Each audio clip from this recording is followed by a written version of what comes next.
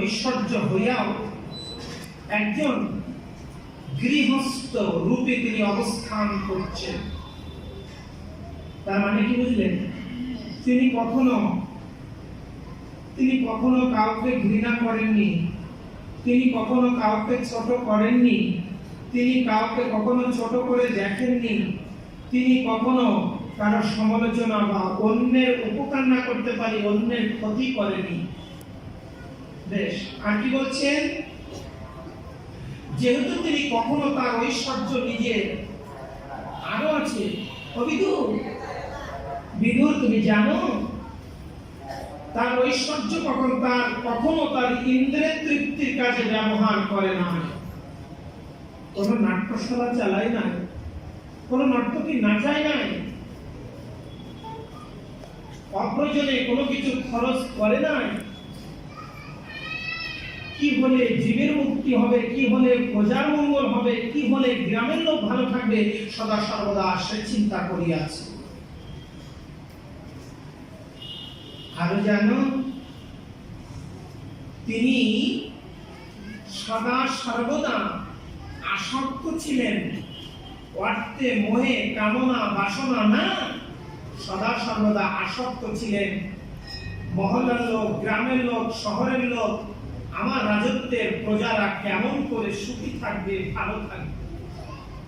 হে বিদু, তুমি জানো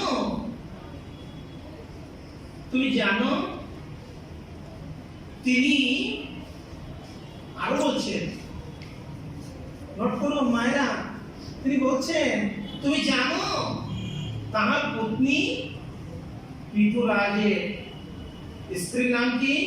অর্ষিক। অর্ষিক মনে রাখবেন। তার গর্ভে 5টি সন্তান উৎপাদন করে। বিধিশাক, ধূমকেতু, হর্ষক, রবি এবং বিক 5 পুত্রের ধারণ করে। হে বিদু, তুমি আরো শুনতে চাও? বলছে, হ্যাঁ, বলো না, তুমি প্রাণ খুলে বলো না, আমি শ্রবণ করতে চাই। বলছে, সংসার করা খারাপ জিনিস নয়, বিবাহ করা পাপ নয়, সন্তানাদি উৎপাদন করা পাপ নয়, বাড়ি ঘর বানানো পাপ নয়। তুমি জানো যত ব্রহ্মচারী আছে, যত স্বামীজি আছে, যত মহারাজ আছেন, যত বিদগ্ধ পণ্ডিত আছেন, সকলের গুরু হলো এই গৃহী, এই গারস্থ ধর্ম অবলম্বন করছে যারা। বলো না রাধে রাধে।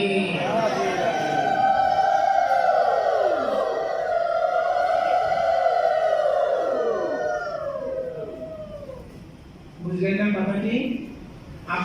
আপনাদেরকে আমাদেরকে কত বড় পণ্ডিত বানিয়ে দিলেন। ব্রহ্মচারী, খুব মন দিয়ে শুনবে কথাগুলি, কথা বলবে না। যারা বিবাহ করেছেন, সন্তানাদি উৎপাদন করেছেন, তাদের প্রত্যেককে গুরু বানিয়ে দিলেন। কারণ কি? ব্রহ্মচারীদের গুরু, মহারাজদের গুরু, স্বামীজিদের গুরু। কেন আপনাদেরকে আমাদেরকে গুরু বানিয়ে দিলেন? কেন? শাস্ত্র, তুমি তো ব্রহ্মচারী, তুমি তো মহারাজ, তুমি তো সাধু, তুমি তো বিদগ্ধ পণ্ডিত, তুমি বনে থাকবে, তুমি মন্দিরে থাকবে, তুমি গোপালের অর্চনা করবে, তুমি তো ইনকাম করবে না, তাহলে তুমি ভগবানের সেবা পূজা করবে কি করে? গোপালের পোশাক কিনবে কি করে? গোপালের সবজি কিনবে কি করে? রান্না করে দিতে হবে। ফল কিনবে কি করে? মন্দির বানাবে কি করে? এই যে রাম ঠাকুর মন্দির, এই মন্দিরে যে কমিটি, এই কমিটি পূজ্যপাঠ গুরু হচ্ছেন আপনারা, আমরা অজস্র শ্রোতা যারা, তারা।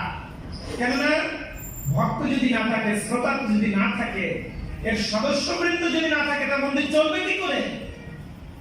ঠিক তত শাস্ত্র বলছেন, যত পণ্ডিত আছেন, স্বামীজি আছেন, মহারাজ আছেন, ব্রহ্মচারী আছেন, তোমাদের সকলের গুরু হলো এই গৃহী যারা গারস্থ ধর্ম অবলম্বন করছে। কেননা ওরা ফসল বানায়, জমি চাষ করে, ফসল তৈরি করে, ওদের কাছ থেকে ফসল এনে রন্ধন করে, ফসল এনে সবজি এনে বানিয়ে রন্ধন করে তোমার গোপালকে সেবা দিতে হবে। তুমি তো ব্রহ্মচারী, তুমি তো মহারাজ, তুমি তো এটা করবে না। ভালো করে বুঝবেন সেন্টেন্স গুলো। তুমি তো সাধু, তোমার তো অ্যাকাউন্ট থাকবে না। তুমি তো সাধু, তোমার কাজ হচ্ছে জপ তপ সেবা পূজা।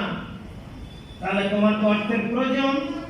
তাহলে অর্থ নিতে হলে কাদের কাছে যেতে হবে? গৃহী গারস্থের কাছে যেতে হবে। প্রেম সে বলুন রাধে রাধে।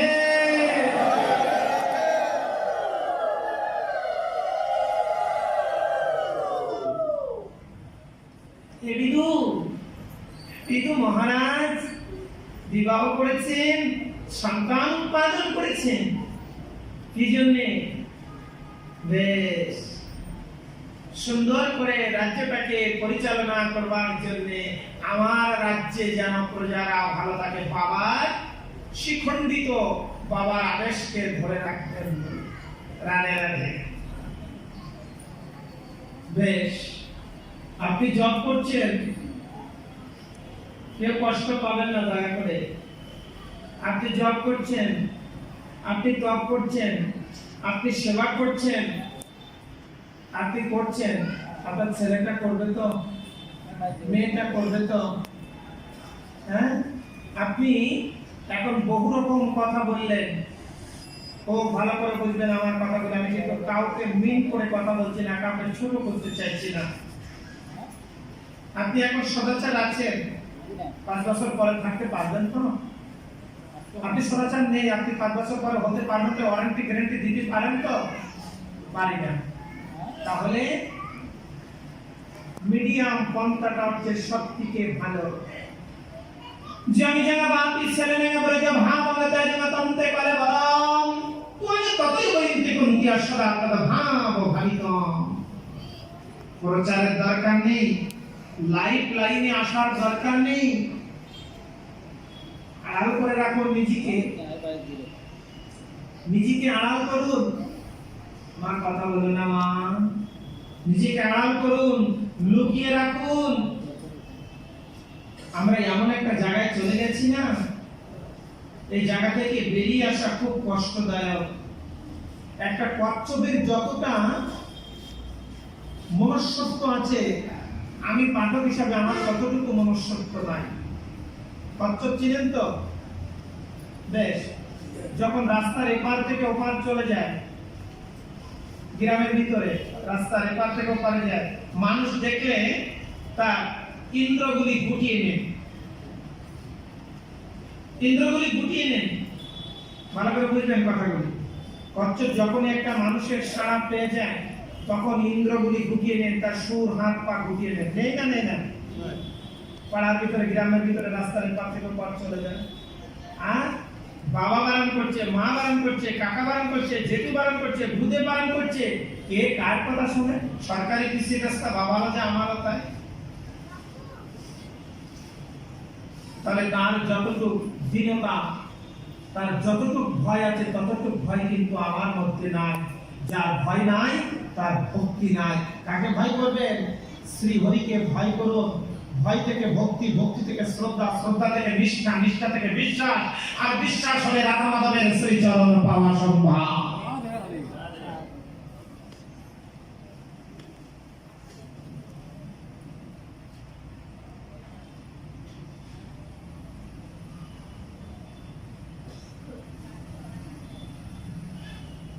অনাদিরেদি গোবিন্দ সর্ব কারণের কারণ সচ্চিদানন্দ বিগ্রহ ঘনশ্যাম সন্তানাদি উৎপাদন করেছেন। এবং উৎপাদনের নিয়মগুলো জানতে হবে, বুঝতে হবে, তারপরে উৎপাদনের ব্রতী হতে হবে। আমি সংক্ষিপ্তভাবে বুঝিয়ে দিয়ে যাচ্ছি। জমিটা যদি ভালো না হয়, জমির চাষটা যদি ভালো না হয়, ফসলের বীজটা যদি ভালো না হয়, সেচের অভাব থাকে, আগাছা বেশি হয়ে যায়, তাহলে কিন্তু ফসলটা কখনো ভালো হবে না। তো ফসলটা বানানোর আগে আপনার প্রসেসিং করতে হবে এবং সিস্টেমকে জানতে হবে। আমি কি বলেছি? অনেক ছোট বাচ্চারা আছেন, ম্যারিড আনম্যারিড অনেক আছে, সবার সঙ্গে ক্লিয়ার করা যাবে না। বুঝে নেবেন। জমিটাকে সুন্দর করে প্রস্তুত করতে হবে, তারপরে চারিপাশটা সুন্দর করে তৈরি করতে হবে, তারপরে ভালো মানের বীজ রোপণ করতে হবে, সেচ দিতে হবে, তারপরে আগাছা নিধন করতে হবে, মাঝে মাঝে নিগরানি দিতে হবে, জল সেচ দিতে হবে। সুন্দর পরিবেশ তৈরি করলেই ফসল ভালো হবে, এটা মাথায় রাখতে হবে। এক। 2 নম্বর, জপ করছেন, তপ করছেন, সেবা করছেন, পূজা করছেন, আপনার রাঙাচরণের ধন্যবাদ। যে করছে না আপনি তাকে তিরস্কার করবেন, এটা আমি পছন্দ করি। উনি করছে না, ওনাকে এগিয়ে নিয়ে আসতে হবে। আপনি একটা কাঁচের গিলাস না যে আমি ছেড়ে দিলাম, ভেঙে চুরমার হয়ে গেল, আপনি তো তা না, আপনি তো বৈষ্ণব, আর না হলে আপনি বৈষ্ণবী।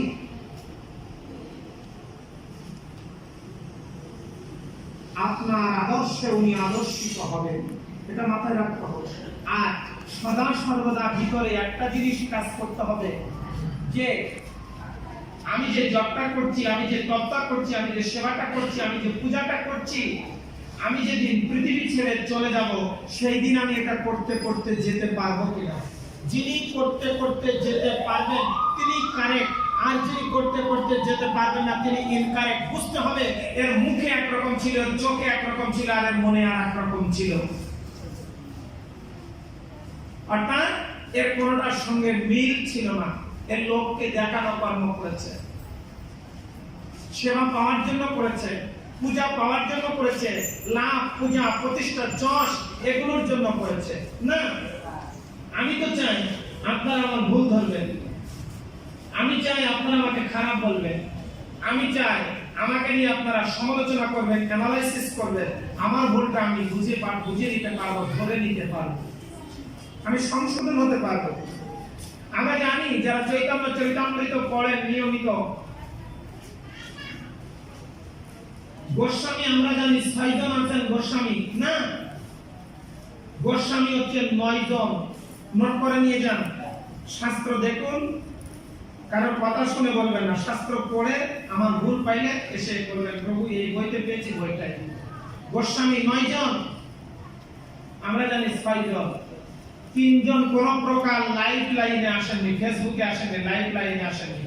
কোন 3 জন? একজন লিখেছেন, তার নাম কবিরাজ গোস্বামী, তিনি লিখলেন গ্রন্থ, কখনো তার নামটি লিখলেন না। আর একজনকে লোকনাথ গোস্বামী বলেন, আমার নাম যেন বইয়ের পাতায় না থাকে, লোকে আমাকে চিনো, লোকে আমাকে জানো, লোকে আমাকে রেসপেক্ট করো, সম্মান করো, প্রদর্শন করুক, আমি কিচ্ছু চাই না। আরেকজন গোস্বামী আছেন, তিনি কে? ভূগর্ভ গোস্বামী থেকে। ভূগর্ভ গোস্বামী লাইফ লাইনে আসেননি, খুব পাঠ করেছে, ভালো, তাকে চালিয়ে দিলাম, খুব ভালো গান করেছে। এটা কোনো সাবজেক্ট হতে পারে না, এটা কোনো সাবজেক্ট হতে পারে না। যেটা শ্রবণ করেছি আমি কি একটা কথা ধরে রাখতে পেরেছি? সাবজেক্ট এটা।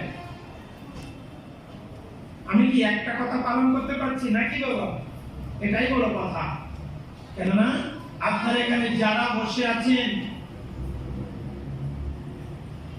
এর লেখাপড়া হবে, এর হবে না, এর মাথায় চুল থাকবে, এর মাথায় থাকবে না, এর বাড়িতে এসি থাকবে, এর বাড়িতে পিন থাকবে, দেওয়ালের লেখন অত্যন্ত পরিষ্কার, দেওয়ালের লেখন অত্যন্ত পরিষ্কার। এতদিন পর্যন্ত এই মন্দিরের দায়িত্বে ইনি থাকবেন, এতদিন পর্যন্ত এই মন্দিরের সেবা উনি করবেন। এই ভাগবত অনুষ্ঠান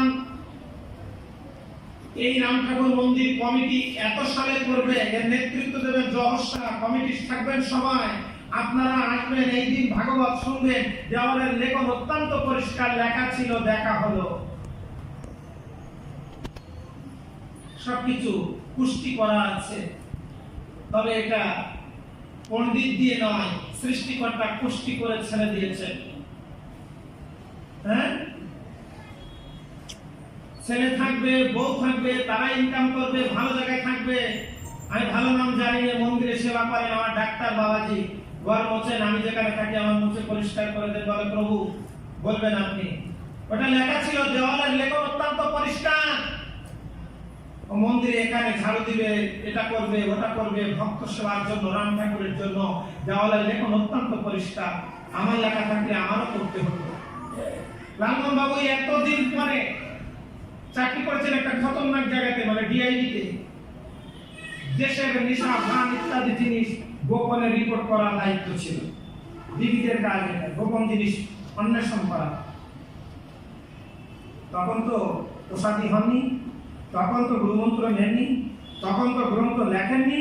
এটা দেওয়াল লেখন ছিল না, দেওয়ালের লেখন অত্যন্ত পরিষ্কার যে উনি ওনার শেষ জীবনে, যৌবনে নয়, কৈশোরে নয়, উনি ওনার বার্ধক্যে এসে ভগবানের কথা অমৃত লিখবেন গুরু গোবিন্দের কৃপায়। দেওয়ালের লেখন অত্যন্ত পরিষ্কার। যেটা লেখা আছে সেটাই হবে, যেটা লেখা নাই সেটা হবে না। প্রেম সে বলো না, বলো না, জোর করে বলো না, সুন্দর করে বলো না, তোমার প্রাণে খুলে বলো না।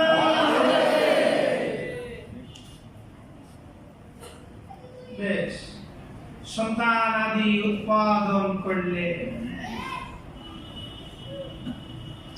যেটা করছি আমরা, মনে মনে এটাই জপ থাকবে, প্রভু বিদায় বেলায় যেন এটা করিতে করিতেই যেতে পারি। প্রভু এই উদ্দেশ্যে বাবা যেটা করে গেছেন, সন্তান যেন সেটা করতে পারেন। এই জন্য বিবাহ করলেন, সন্তান উৎপাদন করলেন। তারপরে পিতু মহারাজ যখন বৃদ্ধ হয়ে গেলেন, বিদুর বলছেন, বলো না, বলো না মামুনি মৈত্র, তুমি বলো না, আরো কিছু বলো না, সত্যি ইচ্ছা করছে, আরো কিছু বলো না। তখন মহামণি মৈত্র বলছে, বিদুর তুমি আরো শুনতে চাও? বললেন, উনি এবার বৃদ্ধ হয়ে গেলেন, বৃদ্ধ অবস্থায় উপনীত হলেন। তখন তিনি তার জ্যেষ্ঠ পুত্র মানে বড় ছেলে, হ্যাঁ, সচরাচর আমরা বলে থাকি বড়টার পরে ছোটটার পরে মা বাবার খুব টান থাকে, ছোটটার পরে তো মাদের বেশি টান, মানে পেট পুষে। রাধে রাধে। জ্যেষ্ঠ পুত্রের হস্তে রাজ্য অর্পণ করে ছেড়ে দিলেন, রাজ্য অর্পণ করলেন। বেশ, বাবারা কি বুঝছেন আমার কথা থেকে, আর মায়েরা কি বুঝছেন? বুঝছেননি আমার কথা? বেশ, মারা কষ্ট পাবেন না তো, উচিত কথা বলবো। হ্যাঁ, বলছেন, তোর সংসারে কে কে আছে রে? জানো, আমি আছি, আমার ছেলে আছে, আমার স্বামী আছে, জানো আমার শ্বশুর শাশুড়ও আমার কাছে থাকে। বাড়িটা ছিল কার, এখন হয়ে গেল কার? হ্যাঁ, আরো কিছু পেতে চান? আর কবে ত্যাগ করবেন পালং শাকের বান? আর কবে ত্যাগ করবেন পুঁই শাকের মাচার বান? জানো কি ঘুরিয়ে গেছে কায়দা করে কবে? জানো আমার সংসারে আমার শ্বশুর শাশুড়িও থাকে, থাকে থাকে। ঠাকুর, ঠাকুর আমার কোনো দুঃখ নাই ঠাকুর, তবে এই মোহ মায়া লালসা থেকে একটু বেরোনোর চেষ্টা করুন বাবা। 50 ঊর্ধ্ব বনবাস, ছেলেটা উপযুক্ত হয়েছে, বিবাহ করান। নিজেরও মেয়ে আছে, ওকে যেমন বড় কুকি বলে ডাকে, বৌমা এনেছেন, বৌমাটাকে বড় কুকি বলে ডাকুন। মেপে জিরেটা দিতে যাবেন না।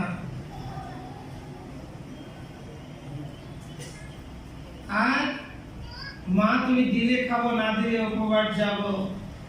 নরম কাদা কখনো শক্ত হয় না, রোদ লাগলে শক্ত হয়, শুকালে শক্ত হয়। এটা মাথায় রাখতে হবে।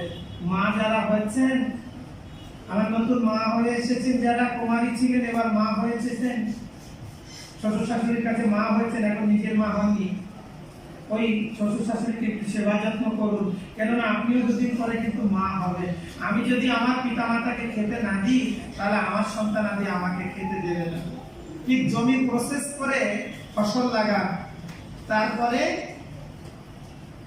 চিন্তা ভাবনা করে বিবাহে ব্রতী হন, চিন্তা ভাবনা করে সন্তান উৎপাদন করুন। এটা হচ্ছে জমি চাষের ব্যাখ্যা করেছি, বুঝেনি?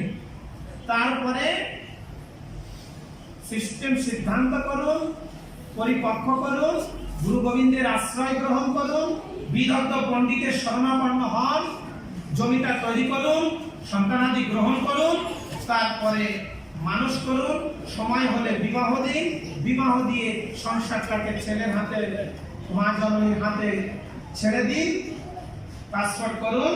ভগবানের জন্মস্থান বৃন্দাবন, শ্যামকুণ্ড, রাধাকুণ্ড, হরিদ্বার, ঋষিকেশ, মসমনঝোলা, উত্তর কেদারনাথ, বদ্রীনাথ, অমরনাথ দর্শন করা শুরু করে দিন। বাংলাদেশে যত তীর্থস্থান আছে শুরু করুন, তীর্থ পর্যটন করুন, জপ করুন, তপ করুন। একেবারে বান চৈকি দিদার জন্য বসে থাকবেন না, আঁকড়ে ধরবেন না। এবার কি হবে? বেশ, পুকুরের কাছ থেকে কতটা পরমাণু চেয়ে নিয়েছিলাম, কার কাছ থেকে কতটা পরমাণু চেয়ে নিয়েছিলাম মনে পড়ে? এবার দুই হাঁটু আর মাথা এক্স্যাক্টলি শগুনের মতো হয়ে যাবে চেহারাটা। ছেলে বৌমা চলে গেছে পিকনিক করতে, দেও বাড়ি চৈকি দেও, পাহারাদারি করো, করো পাহারাদারি করো। হ্যাঁ, গান শুনতে যাবে, তুমি বাড়ি বসে চৈকি পাহারা দাও, দিতেই থাকো। বেশ, পাহারাদার হওয়ার আর কোনো দরকার নাই। হাঁটুর মালায় বল থাকতে, সুস্থ থাকতে, শক্ত থাকতে চলে যান তীর্থ পর্যান্তরে। উপযুক্ত সময়ে সঠিকভাবে বলুন, নারদের মতো তোমার বউ আমি। নারদ পাঠিয়ে দিচ্ছিল রত্নাকরকে, তোমার বউ আমি, তুমি যা পূর্ণ করবে তার অর্ধেক আমি পাবো। বাবা মা বলেছিল, তোমাকে পৃথিবীর আলো দেখিয়েছি, যতটা পুণ্য আছে আমার স্পর্শ করবে না, যতটা পাপ আছে আমাকে স্পর্শ করবে না। আমাদের খেতে দেওয়া ভরণ পোষণের দায়িত্ব তোমার, তোমার পাপ আমাদেরকে স্পর্শ করবে না। ছেড়ে দিন সময় মুক্ত, রস থাকতে তরকারিটা ছেড়ে দিন, পুড়িয়ে ফেলবেন না। শান্তি পাবেন, মায়েরাও পাবেন, বাবারাও পাবেন। সংসার রক্ষা করতে হয় করো, চাকরি করতে হয় করো, সংসার চালাতে হয় চালাও। এই মোহ মায়া লালসায় চেপে বসে থাকবেন না। এই দিন দিন নয়, আরেক দিন আছে, বংশীধারী আমি তোমার নিয়ে যাব সেদিনের কাছে। সংসার ত্যাগী হতে পারবেন না, উপযুক্ত সময়ে হ্যান্ড ওভার করুন। হ্যাঁ, অনেক চাকরিজীবী এখানে আছেন, সরকারি বিজনেস করেন যারা চাকরিজীবী, এক অফিসে 3 বছরের বেশি রাখে না, ট্রান্সফার করে দেয়। কারণটা কি? এখানে ভালোবাসা, কামনা, বাসনা, আদান প্রদান, ভিটামিন কোনোটাই যেন সংযোগ না হয়ে যায়। ঠিক তত সংসার জীবনে, ভাগবত জীবনের সঙ্গে সম্পূর্ণ মিল, মোহ মায়া একটু ছেড়ে দেওয়ার চিন্তা করুন।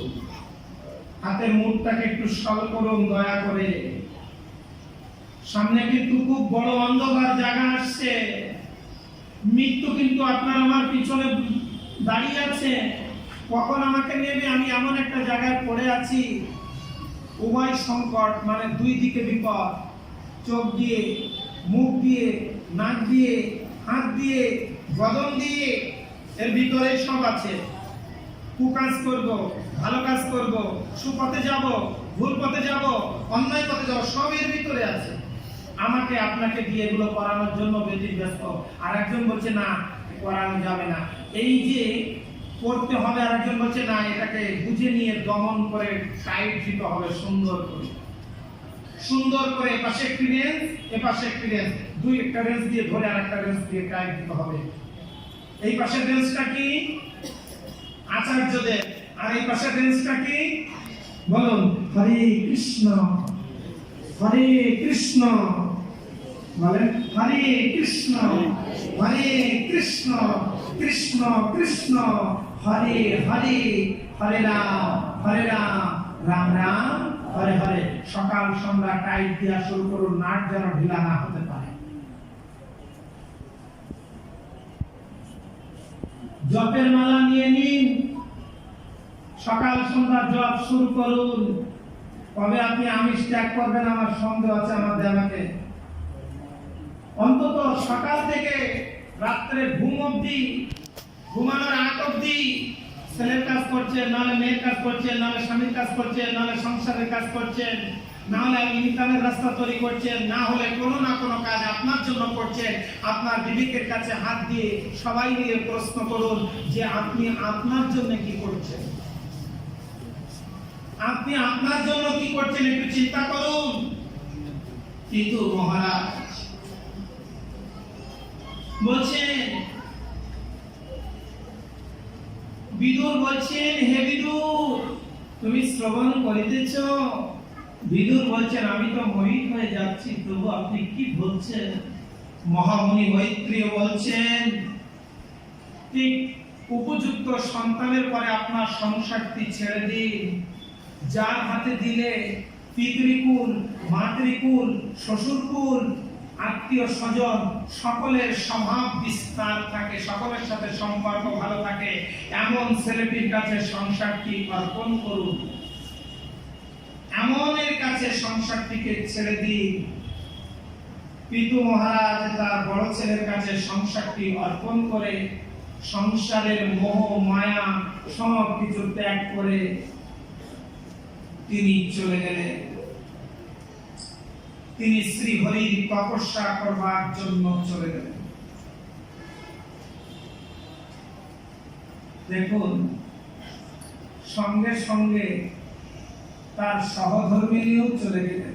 এখানে লাইফ পার্টনার, জীবন সঙ্গিনী, বউ, স্ত্রী না, কে? সহধর্মিণী। অর্থাৎ স্বামীর হাতটা ধরে তার মিসেস বলবে চলো ভাগবত পাঠ হচ্ছে, ওখানে যেতে হবে, তাকেই বলে সহধর্মিণী। কাকে বলে জীবন সঙ্গিনী, কাকে বলে লাইফ পার্টনার, কাকে বলে বউ, কাকে বলে স্ত্রী, সব আলাদা আলাদা ব্যাখ্যা আছে। কি করলেন? পিতু মহারাজ চলে গেলেন। পিতু মহারাজের স্ত্রী অর্ষিও পিছু পিছু পথ অনুসরণ করলেন, পিছু পিছু পথ অনুসরণ করলেন। আমার গুরুজন তোমার বাবা, তোমার বাবা আমাকে এনেছিল, আমার এখানে স্ট্যাম্প দিয়েছিল, তোমার বাবাই আমার কাছে প্রধান, তোমার বাবা যেদিকে গেছে আমিও সেদিকে যাব, আমি আর এই মোহমায়ায় আমিও থাকবো না, তোমার বাবা নেই আমিও থাকবো না। চলে গেলেন দুজন। দুজন গমন করলেন, গিয়ে কঠিন তপস্যা করছেন। কঠিন তপস্যা, কঠিন তপস্যায় ব্রতী হলো, পারমার্থিক উন্নতি সাধন হলো। তারপর যখন দেহত্যাগের সময় উপস্থিত হইল, দেহত্যাগ করবেন, দেহত্যাগের সময় যখন উপস্থিত হলো,